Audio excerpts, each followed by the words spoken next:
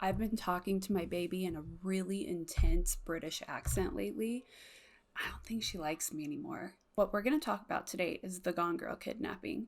Have you heard of it? It got its name from the movie from 2015. Do you remember that movie, Gone Girl, with Ben Affleck and Rosamund Pike? So good. If you haven't seen it, you should watch it. I personally think it was really good. I went into the theater not knowing anything about it. Like, that's like how I like to roll. When I go see movies, I just like to go in without any knowledge. I don't like to watch trailers, nothing. And so that's how I feel about that. So anyway, this case got its name from that movie. And it's kind of twisty. It's a little bit twisty. It's kind of messed up. All of these are pretty messed up. All of these stories we do are pretty messed up. That's why we're here, because we're a little bit dark in our souls. So this was back in 2015 that this happened, and that's when the movie came out, and so that's why they were drawing parallels to it. It's about this lady named Denise Huskins, and she went missing, and then she showed up. She claimed to be dropped off in Huntington Beach, which was 6.5 hours away from where she lived, but it was also her hometown. Like, her parents lived there, and so police are like, they're confused about what all transpired. So we're going to talk about it. I'm going to tell you all about what happened here, okay? So Denise lived in Vallejo, California, and she was working as a physical therapist at Kaiser Permanente. And she worked with this guy named Aaron Quinn, and they started up a little thing. They were kind of into each other. And there's one night that they were at this work event, and the rest is history. They hit it off that night. They spent the whole night just talking over drinks and bonding. And from that point on, they were always together. They started dating. Aaron lived in this nice neighborhood called Mare Island in Vallejo. And by March of 2015, Aaron and Denise had been dating for about 7 months. And so she spent the night there a lot. And on March 22nd, 2015, everything was routine, dating as usual. They were going to get together at Aaron's house. They're going to have some drinks, watch a show, watch a movie, spend time together, and then go to bed. Normal, right? Just a little date night. But then something happened, and the next morning, 911 got a call from Aaron, and he's like, my girlfriend has been kidnapped. And they're like, okay, we will send police to you. So the police get there, and Aaron's kind of disoriented, and he's a little bit groggy, and he's trying to tell him what happened. And he's like, yeah, my girlfriend, her name's Denise. She came over last night. We had a couple beers. We watched some movies, and then we went to bed, and then that was it. And then I woke up to this bright light in my eyes. It was like 3 a.m., and there was somebody in his house shining this really bright light into his face. So he's kind of disoriented. He's been woken up from his sleep. There's a light in his face, and there's a guy in his house.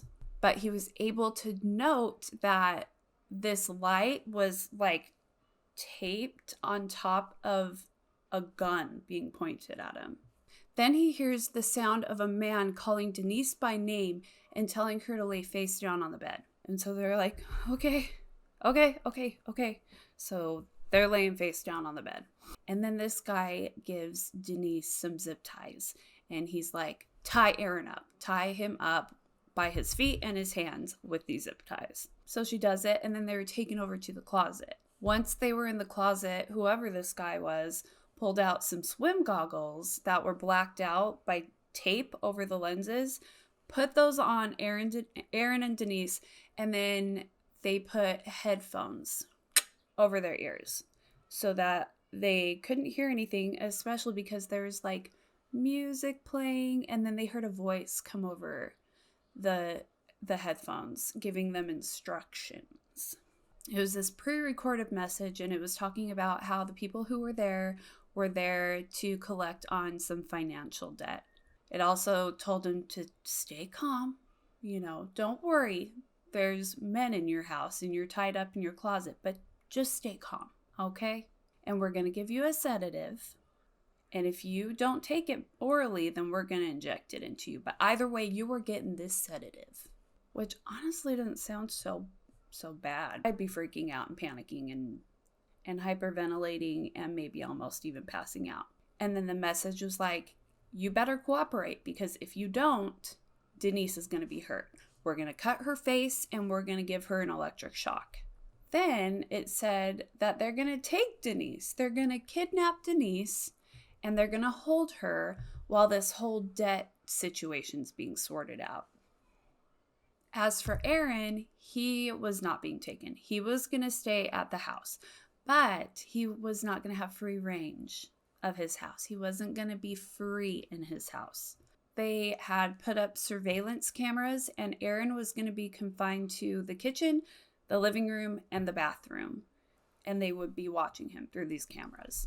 And then they told him that he needed to call into work for both himself and Denise so that nobody came looking for them, and to keep his phone line clear for the next 48 hours so that he could receive further instruction on what was going to happen next. They told him that Denise would be fine, but only if they got money. It was a kidnapping for ransom.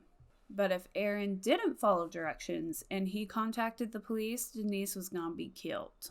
So he's sitting in his closet, blindfolded, listening to this message, and he can feel somebody put like a blood pressure cuff on his arm. They're taking his blood pressure, like real professional about this. And then, but through his headphones, he could hear Denise was being taken out of the closet. Then one of the guys took Aaron's laptop and they forced him to give him his credentials so that he could log into his computer and get into his email accounts and his Wi-Fi and his bank accounts and all the things that you don't want people to have passwords to. And then he's like, hey, we're going to take your car. We're going to take Denise, but we're going to take your car. Do you have any tracking devices on there? Yes, sir. I have tracking devices on my own car. Like, they're just giving him the play-by-play of what's going to happen, and there's nothing that Aaron can do. So then they pull Aaron out of the closet, and they take him downstairs, and they lay him on the couch, and then the sedatives just ended up taking over, and he knocked out. He passed out. He was out cold. And when he woke up, everybody was gone. The house was quiet. He saw that in front of him on his coffee table, there was a change of clothes. Very thoughtful. A pair of scissors so that he could free himself from the zip ties, and his phone and Denise's phone. He finds that his laptop's gone. He goes and he looks out the window and he's like, oh, yep, they took my car. It's gone. It's missing, and so is Denise. And what is even happening right now? Denise's car was there, though, but it had been moved from his driveway to just across the street for some reason. And just as they told him, he wasn't allowed to leave the living room, kitchen, or bathroom. They even went so far as to take red duct tape and lay it on the floor to set his boundaries for him, just in case he got confused. And when he looked up around the room, there were surveillance cameras mounted, like taped to the ceiling and the walls. And so he's like, okay, I guess I do have to stay here. I don't want to test this, see what they're going to do. So he goes in to his phone and he opens his email app and he sees that there is an email from the kidnapper. There were 2 emails from the kidnapper. And the emails very politely asked that over the course of 48 hours, he should provide them with 2 separate payments of $8,500 each. And this was so that there wouldn't be any red flags raised with the credit card company, with the bank, and, drawing unwanted attention. So he was to take $8,500 from his credit card and $8,500 from his bank account and send them to whoever this guy was. And then he said, if you're questioned about this, you need to tell them that you're trying to buy a ski boat. Why a ski boat?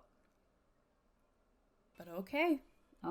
So obviously Aaron wants to call the police. What's he gonna do, right? Like, his girlfriend's kidnapped. They're wanting all this money from him. And he's like stuck at his house being watched, and he can't even cross over the red tape. So he really wants to call the police, but he really is scared what they will do to Denise if he does that. So he sat there and put a think on it, and he decided to call his brother, who was with federal law enforcement. And his brother's advice was, absolutely call the police. Are you kidding me? Yes, call the police. And so he did. And up to this point, that's the story he's given them. He's like outside, inside, wherever. He's talking to the police. They're at his house. And he's like, this is what happened. Here we are. What do we do? And initially, police were like, what do we make of this? What do we do? How do we do this job? It just sounded all so weird and kind of made up a little bit. Like the details of it all were so meticulous and elaborate, like all the way down to buying a ski boat. Like if anybody asks, you're buying a ski boat and nothing else.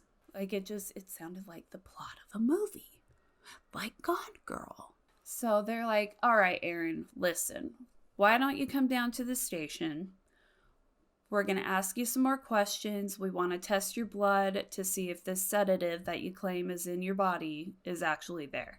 Meanwhile, they launched this search. They've got search dogs, they've got dive teams, they've got aerial searchers. Everybody's looking for Denise. That night, about 6 p.m., they found Aaron's car, and it was parked at like the most random place. It was parked at the Department of Veterans Affairs clinic. And they were able to find this with the aerial searchers. The aerial searchers found this. So they go to the car, obviously, and they find that the doors were locked. The keys were left with the car. They're set like on the back tire. And there's a red tape, piece of that red tape that was all over Aaron's house on top of the car. And so the police are like, this is really weird. Who did this? Was it Aaron? And as time went on, they started to become more and more suspicious of Aaron. They thought that he had something to do with this because, he has this very detailed, crazy kidnapping story, and he was the last person to see Denise. It was just weird. And so as they investigated, the police started to form their theory that Aaron had murdered Denise and that he was using this crazy, insane, detailed story to cover it all up. So Aaron's at the police station and he's being interrogated, and it went on and on and on for 18 hours. He was sitting there being questioned by investigators. And so at one point during all of this, they ask him to do a polygraph test. And so he complies and he does this polygraph test, but the results were inconclusive. And so they're like, all right, I guess we're going to keep questioning this guy because I think he has something to do with it. At some point during all this, Aaron was like, hold up. Do you guys think I did this? So he's like, I'm done talking. I need to get an attorney at this point. And so he went home. But it gets even weirder because earlier that day, while he was being questioned at the police department, the San Francisco Chronicle got an email at like 12:30ish. And it was from Denise. It was in her name, but it was from Aaron's email account. Like it was signed Denise, I think, if I'm understanding this right. It said that Denise would be returned unharmed the next day, and that once they dropped her off, wherever they're going to drop her off, they would email a link to the coordinates where she was. And then again, they warned if police got involved, Denise was going to get hurt. And attached to this email was an audio recording of a female that was meant to be used as proof of life that Denise was alive and she was okay. But it wasn't a video of her. It was just audio. And so she's like, I'm okay. And they asked her some question that only she would know, which was, what was the first concert you ever went to? Which was Blink-182. What's that Blink-182 song that everybody sings now? I was going to sing it for you, but I can't remember it right now. Oh, Lord help me. Anyway, so on top of that, she made mention of some current news that had just happened that day to prove that she was there, she was alive, it was the day that they said it was, like it hadn't been recorded earlier and she was actually dead, and then they were sending it. So Aaron and Denise's dad, Mike, both listened to this audio and they were like, yep, that's Denise. And remember how these kidnappers told Aaron to keep his phone line open for the next 48 hours? Well, when he went to the police station, they took his phone and put it on airplane mode and while he was being interviewed. And so when he got his phone back, he had 2 missed calls from unknown numbers, which just had to be these kidnappers, right? So police are like, okay, but no, we can look into this. So police got a warrant to contact his cell phone provider and get some information on where this call came from. And they learned that it had come from a phone that had been bought at Target on March 2nd. So about 20 days before this whole thing started and Denise was kidnapped. So they're like, okay, let's call Target. We're going to give Target a call. And they give them a call.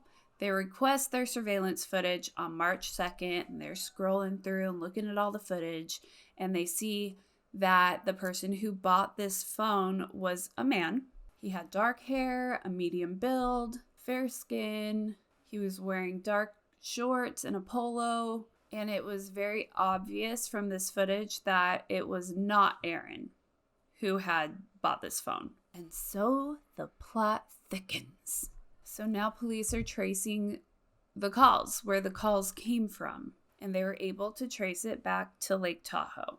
And Lake Tahoe is about 3 hours from Vallejo, where Aaron and Denise live and where she was taken from. But this Aaron wasn't off the hook, because they're like, well, maybe Aaron has an accomplice. I don't know. Like it's almost like they kind of really wanted Aaron to be their guy so they could just be done with it. 3 days after Denise had been taken, her dad, Mike Huskins, called the police and said, hey, I talked to Denise. She called me. She was 7 hours south in Huntington Beach, where she had grown up, and she was near his neighbor's house because Mike, her dad, lived in Huntington Beach still, and so she's like down the road from his house. And to make the whole thing even more confusing, the ransom had not been paid. Aaron didn't send them any money, yet Denise was dropped off. And so they're like, well, what's going on here? Vallejo police are like, all right, let's call Huntington Beach police and get them involved and see what we can find out. So Huntington Beach police go and they meet up with Denise and they get her story. And her story matched Aaron's story perfectly.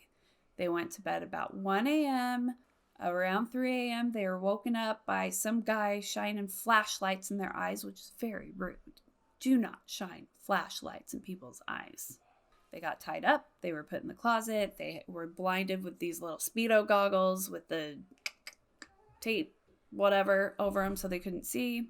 Headphones were put on them. All of it. It all matched up. So we know what happened with Aaron in the hours following this, but from Denise's perspective, it was a little bit different, right? She had a little bit of a different ride than Aaron did. So when they took her from the closet, they moved her into another room in Aaron's house, and she's still blindfolded, so she can't see what's going on. They're just kind of jostling her around and telling her where to go. And the kidnapper grabbed some of her belongings and was like, okay, we're going to go downstairs now, and I'm going to put you in the trunk of Aaron's car. So she's climbing into this trunk, and she had been sedated to, like, given sedatives too, and so she's kind of out of it. And I think at one point she fell asleep in the back of the trunk, so she wasn't sure how long she had been in there for. The next thing she knows, she's being woken up. The trunk's popped open. This kidnapper guy is telling her to get out. Like, he was polite. He wasn't even yelling or shouting like you would think. He was like, okay, we're going to get out of this trunk and we're going to get into this trunk, okay? So she goes for another ride in this trunk, and then the car stops and she's let out of the car. And when she gets out, she finds that she's in the garage of somebody's house. And so she's trying to kind of get a grip on her surroundings. Like, where is this person taking me? They let her into the house, and then they took her into a bedroom inside this house, which appeared to be this kind of modest, normal, quaint little home in a quiet neighborhood. And then she was taken into this room, and it had a nice queen-sized bed. There was a dresser, but the windows were all barricaded, so she couldn't even look outside to see like where she is, where they are, what's going on, what kind of neighborhood is this house in. It was quiet. That's all she knew. It was quiet, modest home. And then she was instructed to get on the bed, and then she was tied back up with those zip ties, those trusty zip ties, which, side note, I feel like zip ties are so underrated. There are so many great things you can do with it, like organize your cords or put up chicken wire on your porch so that your kids don't run out into the mud. Anyway, so they're like, okay, you can take your goggles off now, but I don't want you to see my face. We don't want you to see my face. So whenever we come in the room, we're going to make ourselves known first, and you need to put the goggles on so that you can't see us, because we're going to be in and out of here a lot. There was one man who was in the room with her the majority of the time, but she never found out his name. She never saw his face. She just knew that there's this stranger man in this room with her. And he's like trying to ease her fears a little bit. He's like, listen, I'm not going to hurt you. This is all about money. Everything in this world is about money, and that's why we are here. And so while she's telling police this, she's like, yeah, I was sedated most of the time, but I was treated pretty well. Like, they fed me well. I wasn't abused or anything. There was nothing sexually related. There was no sexual assault happening here. And then they decided that they were going to drop her off in Huntington Beach because they knew that was an area she was familiar with, even though she lived in Vallejo, but that her family was there and it was a safe place where they could just drop her off. And so before they took this trip down to Huntington Beach, she was given the blacked out goggles again. She was given another sedative. And instead of going in the trunk this time, they told her to lay down in the back seat of the car. It's like going from coach to first class. So they're on this ride. It's taking a while, but then they finally get there and the car stops. And this kidnapper is like, all right, listen, here's what you're going to do. You're going to keep the blindfold on. I'm going to let you out of the car. I'm going to set you down somewhere.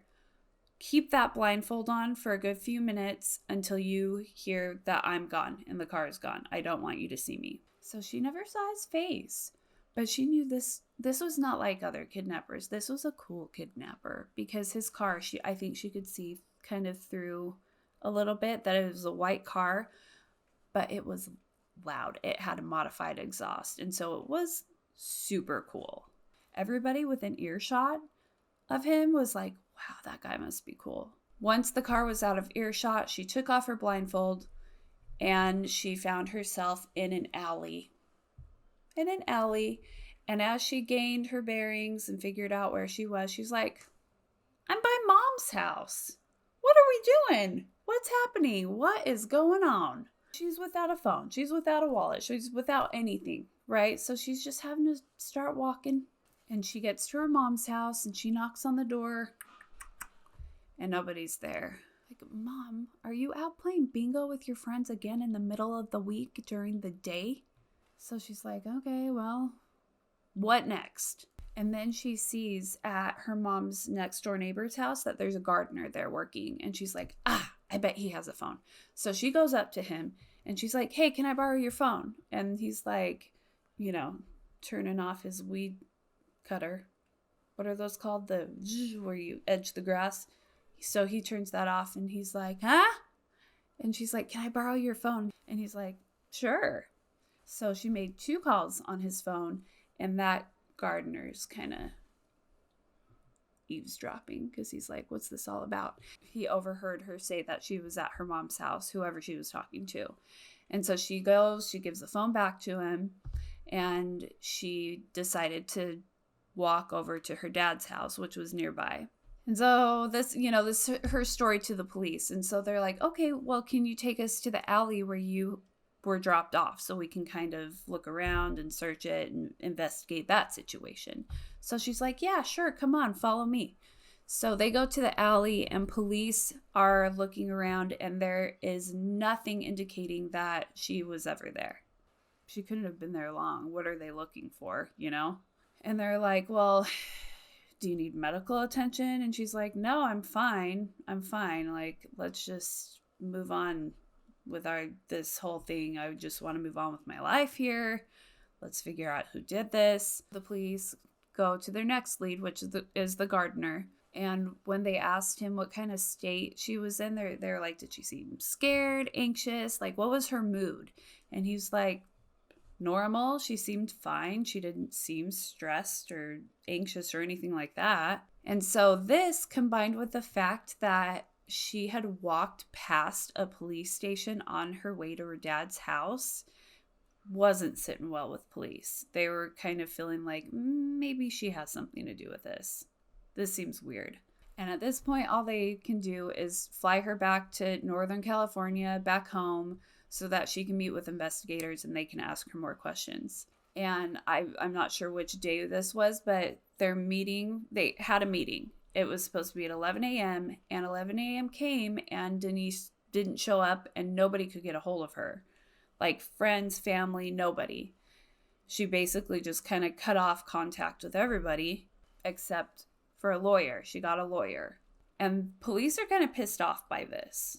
I mean, well, yeah, because they got stood up, right? They're trying to help this girl and she stood them up and she's not talking to anybody but her lawyer, which is fair. So Kenny Park, who is the public lieutenant, I'm sorry, I can never get these names right. His name's Kenny Park and he's the public information officer lieutenant. That's a lot of words strung together. Anyway, he makes a press statement that night about the whole thing. And he pretty much threw Denise under the bus. He was like, there's no evidence to support her claim that she was abducted. We think the whole thing is a hoax. And he's like, we've wasted so many resources on this whole thing and it's just ridiculous. They led us on this wild goose chase. It's just pathetic and ridiculous that they did this kind of thing. Like he let them have it publicly. He wanted Aaron and Denise to actually apologize to them and to the public. And he also told them that if they found any evidence supporting their theory that this whole thing was a hoax, they would be pressing charges against them, like state or federal charges. Obviously, the press takes this and runs with it. They give it the name The Gone Girl Kidnapping. And the case ended up garnering attention nationwide. So everybody knows what's going on here and that Kenny Park thinks it's all a hoax and nobody really knows what the truth is here and what's going on. It's just all so interesting. People are like invested. They're like, ooh, what's the next tea we're gonna get? But they're also kind of pissed off because they're like, if this is a hoax, we're mad. People shouldn't do that. Police should be able to be available for real crimes being committed. So they're not sure how they're viewing this quite yet, but they're watching for all the updates. The next day after this, Denise linked arms with her attorney. No, they probably didn't do that, but that'd be cool, huh? And they went into the police station or whatever to meet with investigators to be questioned and talk about what happened, whatever. So one of their questions was about the audio that had been sent in that email, remember, to the San Francisco Chronicle. They're like, was that you? And when was that recorded? And she's like, yeah, that was me. It was recorded after I had been held captive for 2 days on March 24th. But she said it was that night, and there was a little bit of a discrepancy there because metadata showed that it had been recorded the morning of the 24th, not the night of the 24th. And also, if it was recorded that night, how was it sent that afternoon? So like the timeline's not really timelining here. She also recanted her statement that she hadn't been sexually assaulted. She said that actually during my first night at that house, I was raped 2 times by that man, whoever that man was that was in the room with me basically the whole time, and he filmed it. She claims that he told her he was filming it because his boss was making him do it so that they could use the footage against her, kind of as like leverage to keep her from going to the authorities. huh. And it happened twice because after the first time, he was like, ugh, my boss is not happy with this footage. He wants me to do it again. And he wants me to make it appear consensual this time. This just seems like maybe the very most elaborate plan I've ever heard for somebody to get laid. And not even laid. Like it's not consensual. So after hearing this, police take Denise. They take Denise to the hospital to be examined. But the exam didn't show any sign or evidence of any non-consensual sex. Over the next few days, the San Francisco Chronicle received 2 more emails. And they were very detailed, long emails that you can actually find online if you look. But they're like 15 pages long. So you have to be pretty into this and have some time to waste to read them. But it was basically the kidnappers' response to the Vallejo Police Department's public statements. And in it, they claimed to be a group. They didn't give us a specific number. They said, we're more than 2, but we are less than 8. We're all professional thieves, but we're educated thieves. We're all college graduates. And we are the ones who are responsible for Denise's kidnapping. And they give a little backstory because who doesn't love a backstory? They started out by stealing vehicles and selling them on the black market. And they're like, but we need to be ethical about this, guys. Okay, so let's only steal from like rich people or people who are insured so they're not really missing out if they lose their car. And they're like, this is good. The payout's decent, but we need more. We can't do this for the rest of our lives. So they're like, let's take a bigger job with a bigger payout so that we can go lay on the beach somewhere and be left alone. And like that's the dream, right? But come on, don't be ridiculous.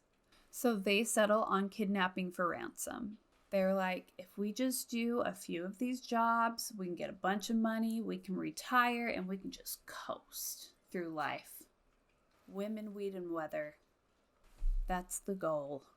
At some point, they must have bonded with Denise because in this email, they said that they didn't have the courage to turn themselves in, but they didn't want to see the life of a really good person ruined and insisted that this was not Denise making this up. They really did this to her. Then it takes a little bit of another turn, okay? Denise was their first kidnapping. And you know how it goes with kidnapping. Trial and error, baby. It all went wrong due to a case of mistaken identity. Tale as old as time. Aaron had actually been engaged and he broke up with his fiance the year before. And they thought that Denise was that ex-fiance. Like, clearly they are not keeping good enough tabs on Aaron. And so after they take Denise, they're like, well, we're in too deep now. I guess we'll just chalk this up to experience so that we know what not to do for our next kidnapping. Yeah, throughout her captivity, these kidnappers decided that Denise was a good person and she was kind and she didn't deserve this. She seemed to be more concerned about her family and her patients at work than she was for her own safety. And they're like, oh, she's a good person. She doesn't deserve this. Because morals. They had morals. They were ethical kidnappers. So they're feeling guilty. And so they're like, you know, let's just let her go. And that's why they decided to let her go before any ransom was paid. Now here they are writing this email to let police know that Denise is a good person. She's not making this up. It really was us. Stop putting blame on Denise. It's almost like reverse Stockholm syndrome. So with this letter or email, they tried to attach more proof to it, right? So they take a picture of this water gun that had been spray painted black that had a laser pointer duct taped to the top of it. And they're like, this is what we used. This is what we used during the kidnapping. See? Yeah, it was us. And they're telling the truth. They also said that instead of using a real gun, they opted for this because they didn't want anybody, they didn't really want anybody to get hurt, like actually hurt during this kidnapping. So they were playing it safe. As for the tape on Aaron's car, because that was kind of weird, right? Like just a stripe of red duct tape on top of his car. That was also a very thoughtful detail. They're like, we put that there so you could find his car. Y'all are weird. Y'all are the weirdest kidnappers I've ever heard of. They also, in this email, shared all these details about crimes that they claimed to have committed, just like in the area, and the details about cars that they had stolen and the people they had stolen them from. And so police are like, all right, well, let's look into it. And all the details checked out. And so police are just like going round and round. But there's always a but. Sometimes it's a big butt, sometimes it's a little butt. This is a medium butt. Aaron and Denise still weren't off the hook after these emails because apparently all of this information that these kidnappers provided had been posted on like one of those neighborhood watch groups online. And so anybody could have gone on and said, yeah, this car was stolen from this person on this date or whatever. So they're like, yeah, well, it still could be Denise and Aaron who are hoaxing us. And then on March 30th, Kenny Park, remember the guy with the long title, the Lieutenant Public Information Servant, whatever? He got an email personally from the kidnapper. And the kidnapper told him that if he didn't issue a public and formal apology to Denise and Aaron for throwing them under the bus within the next 24 hours, something bad would happen. We don't know what yet, but you'll see. We're going to put a think on it. Something bad's going to happen. And then 12 hours later, he got another email from the kidnapper. And he's like, I thought about it and I'm so sorry for the ultimatum. In fact, I will turn myself in if you will just apologize to the couple. Just apologize. Denise and Aaron deserve that. I will turn myself in. They're getting all these emails and they're just like, woo, woo, whiplash. Which way are we going to go today? What's this email going to say? And all these emails did for police was convince them that the kidnapping was not legitimate. It was just so weird. Not only did they refuse to apologize, they stopped putting their efforts into the case and just washed their hands of it. But then something good was going to happen. Well, something bad, but something good for Aaron and Denise. Okay, couple months goes by. It's June 5th. It's 3:30 a.m. and we're in Alameda now, which is a nearby town. And the Alameda police responded to a home invasion robbery. In the house was a guy, his wife, and their grown-up daughter. She was like a young adult. And they told police that they had been woken up by a guy who was shining a bright light in their faces. This guy told them to lay down face first on their bed. Sounds familiar, doesn't it? This guy's trying to restrain them with his handy zip ties. But before he could, the husband, the guy, the man of the house, he fought back. And he was able to distract the kidnapper enough for his wife to run out of the room and call 911. So she locks herself in the bathroom. She's on the phone with 911. And the husband's like, get the gun to his wife. And he was bluffing. He was fooling. He didn't have a gun, but it worked because he left. He ran away. Off the property, he was gone.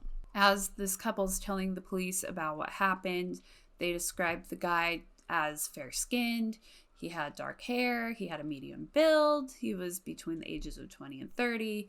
He was wearing this dark-colored security uniform. And police are like, okay. Police searched the house and they find the zip ties and they find duct tape and they found a fabric glove and they found a phone. And the phone didn't belong to anybody who lived at that house. And so it appeared to be whoever this intruder was. It appeared to be his phone, like in his hurry to get out of there so he didn't get shot by this fake gun that this guy claimed to have. He left it behind, which sucks for him. So police contacted Verizon and they got some solid information. Okay. They learned that the phone had been registered in Orangevale, California. It was a 38-year-old man named Matthew Mueller, and his appearance just so happened to match the description that the couple gave. So clearly it's his phone, right? Then they do a criminal check, and they find out that this Matthew Mueller guy was a suspect in all sorts of things. We got burglary, we got criminal threats, we got sexual assault or attempted sexual assault.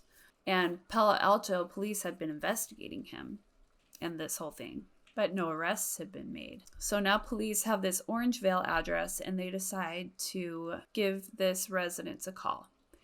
And a woman answers. She claims to be Matthew Mueller's mother. And they're like, hey, yeah, so we think we found his phone. They give a description of it. And she's like, oh my gosh, yes, that is his phone. He was just telling me earlier today that he lost it.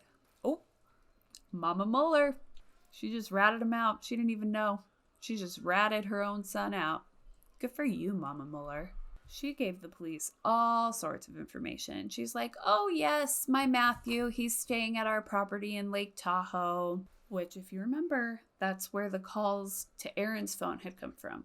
Okay? All the puzzle pieces are clicking into place real crisp, real good. They also learned that there was a white 2011 Ford Mustang that had been stolen that was located near that Lake Tahoe address where Matthew Mueller stayed. So they look into this. They find that the car had been stolen in none other than Vallejo. This was the same kind of vehicle that had been mentioned when they were emailing all of the, basically word vomiting to the San Francisco Chronicle. It matched the description that Denise gave to police when she was telling them about, I was driven in this white car with this super cool loud exhaust, and that was what I was dropped off in. It all matched. It was all lining up. So they go and they search this car, and guess what they found? Guess what they found? They found Matthew Mueller's driver's license under the front seat. Smoking gun, baby. 3 days after Matthew had broken into that Alameda couple's house, the police stormed his house in Lake Tahoe and arrested his ace. And when they searched his house, they found Aaron's laptop, and they found his little makeshift weapon, the little spray gun that he spray painted black and put a little laser pointer thingy on. Yep, they found it. They also found the phone that was used to call Aaron. They found all the things. They found 2 pairs of swim goggles with tape over the lenses. There was even a long blonde hair, just like the one on Denise's head that was stuck to the tape on the goggles. When they looked at the car's navigation system history, Huntington Beach came up as a recently searched destination. And the Alameda police, they don't know that they had just struck gold and solved the entire case because they hadn't been part of it. They only got the call because this couple was like, hey, somebody broke into our house. They have no idea. But it all came together. And what's weird is Matthew Mueller, so he had served in the Marines from 1995 to 1999. And he went to law school at Harvard. Like, he's smart, but obviously not that smart. In 2008, he had been diagnosed with bipolar. He suffered from psychosis, and he told them that he had Gulf War syndrome from being in the military. And Gulf War syndrome is this set of chronic symptoms like fatigue, joint pain, insomnia, headaches, things like that, which relates to why he did what he did. So police verified that it was him who bought that phone at Target on March 2nd. They verified that it was him who'd made the calls to Aaron. And he was also suspected of 2 other cases that were similar to this in 2009. Denise and Aaron find out about this, and you can imagine how ecstatic they were. Like, pressure's off of us. Like, people finally know it was not us. We didn't do this. So on July 13th, they, with their attorneys, they had their own press conference where they urged the police to apologize. Like, they're like, you owe us an apology. And they also urged police to find out if there were any others like them, like what other victims were out there. And Vallejo PD declined to comment publicly. They said it was no longer their case to investigate, and they sent Denise an apology via email, but that was it. Like, this whole time, they really thought she made it all up, and they found out that her rape kit at the hospital may have not even been tested. Like, there was no evidence that it was even tested. Matthew Mueller made a plea deal, and on March 16th of 2017, he was sentenced to 40 years in prison. He was also facing additional charges, like he had a whole rap sheet. Charges for kidnapping, 2 counts of rape, robbery, but he was found mentally incompetent to stand trial in November of 2020. And then it ends with a love story because on March 18th, which was 2 days after Matthew's sentencing, Aaron and Denise got engaged. And after Kenny Parks had called them out and wrongfully claimed that this was all a hoax and was like mean to them, throwing them under the bus like that, it kind of had a ripple effect in their life for a while because they couldn't go back to work. Who's gonna hire them if they try to get a new job? You know, just the whole thing, like, it really affected them. And so Aaron and Denise sued the city of Vallejo for defamation, and in 2018 they won a settlement of $2.5 million. So, you know, and then they got married in 2018. So, you know, their wedding was probably so fun. They now have 2 daughters together. And in 2021, they released a book that they wrote about their whole experience. It's called Victim F, From Crime Victims to Suspects to Survivors. As for Matthew Mueller, his life sucks. As it should. He's being held in a secure mental facility in Solano County, California. And that's the end of the Gone Girl case. Kind of had a happy ending. Isn't that pretty cool? If you want to hear more from me, you can subscribe to this channel if you feel like it. I mean, it's up to you. It's a very important decision. Take care of yourself, and I will see you later.